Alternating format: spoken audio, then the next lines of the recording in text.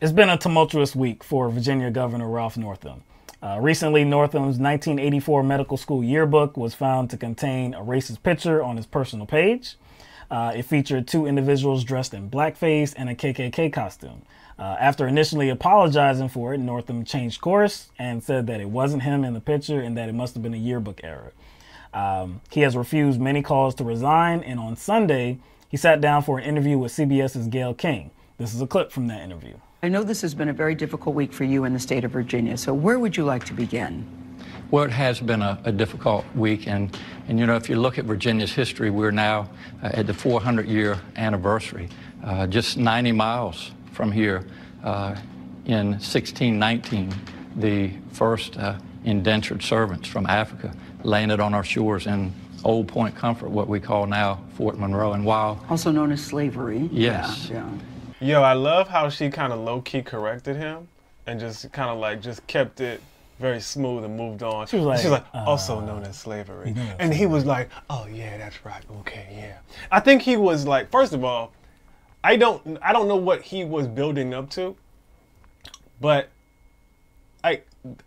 what did that have to do with her question?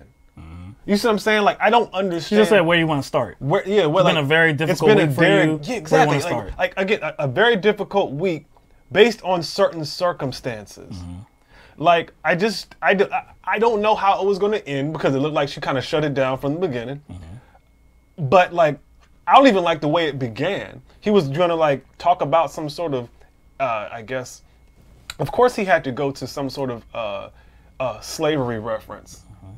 Some sort of anecdote about slavery in Virginia's history, because it seems like he's trying to make himself look kind of sensitive to that, I guess, harsh history that Virginia has, because he himself is facing allegations that, I guess, illustrate a bit of racial insensitivity. So of course he has to somehow like I would mask that by talking about some historical fact about slavery. Usually when you use the phrase indentured servant, you're talking about people that actually came here willingly and they were going to, I guess, like work off, you know, they were going to work in slavery for a certain amount of time, and then they were going to work off, you know, the time that they had to serve, and then they're going to be granted their freedom.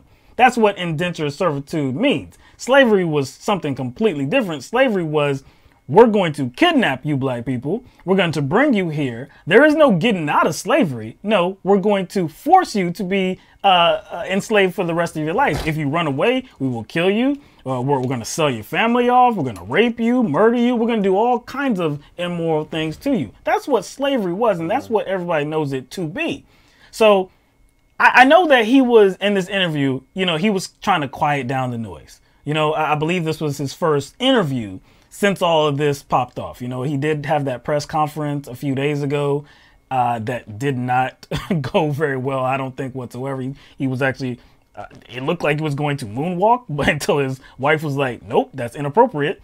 But he was really just trying to calm down the noise, right? This dude went back into history all on his own. He went back into history all on his own and reshaped it. He whitewashed it. This was revisionist history. So you know that he was trying to do something. He was trying to do something because everybody, I'm assuming that this is at least a semi-smart guy. If you know that information that you was telling, you must be at least semi-intellectual. You must know something about history.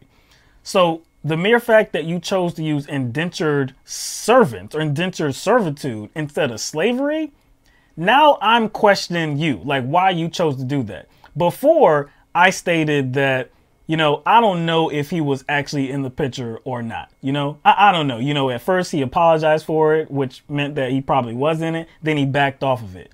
Now, oh no, I think you were in it now. He's coming off in a way that would kind of suggest that, you know,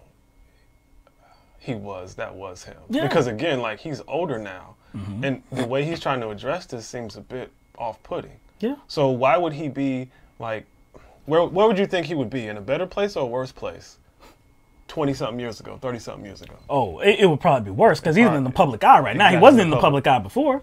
Like, how is this different than what we know is happening, what has been happening with the textbooks in Texas, how they have been whitewashing our history, reshaping our history, reshaping the Civil War, and what was the main focus. What was the leading factor contributing to the Civil War, in which it was slavery, but they try to minimize it to make it seem like it was like a contributing factor. No, it was the main factor. How is what he's doing right here and saying indentured servant instead of slave, how is that anything different? You know, I see a lot of people too, they're kind of, they've succumbed to that same minimizing of what slavery was.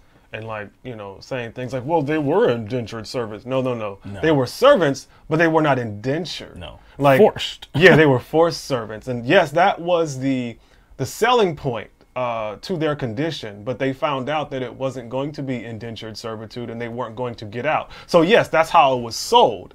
That's how it was sold to them, but that's not actually how it played out. True indentured servitude was only afforded to European immigrants.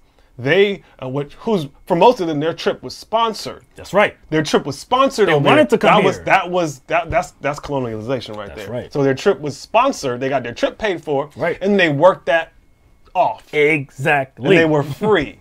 And that is not what happened. That's not what happened with to black African people, yeah. slaves. Not what happened. So again, his use of the term, I'm forced to ask, why did he say it, right? So after this, he did send a statement to CBS.